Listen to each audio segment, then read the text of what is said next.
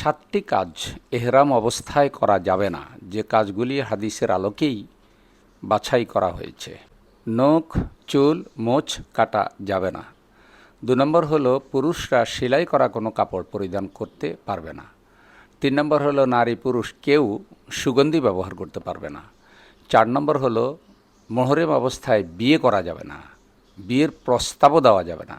দেখুন, হজরতে ওসমান বিন আফফান রাদিয়াল্লাহু তাআলা আনহু বলেন, রাসূলুল্লাহ সাল্লাল্লাহু আলাইহি ওয়াসাল্লাম বলেছেন, মুহররম বিবাহ করবে না, অন্যকে বিবাহ করাবেও না, এবং বিবাহের প্রস্তাবও দেওয়া যাবে না। বিয়ে করতে পারবে না, বিয়ের ঘটক হতে পারবে না, এবং বিয়ের প্রস্তাবও দিতে পারবে না মুহররম অবস্থায়।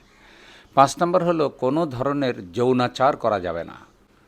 6 নম্বর হলো স্থলভাগের কোনো পশু শিকার করা যাবে না। 7 নম্বর হলো গাছ কাটা বা গাছ উপড়ে ফেলা যাবে না। দেখুন, আবু শুরাই আল আদাবি রাদিয়াল্লাহু তাআলা আনহু বলেন, রাসূলুল্লাহ সাল্লাল্লাহু আলাইহি সাল্লাম বলেছেন, নিশ্চয়ই আল্লাহ মক্কাকে মর্যাদা ও সম্মান দিয়েছেন, মানুষ এর মর্যাদা প্রতিষ্ঠিত করেনি।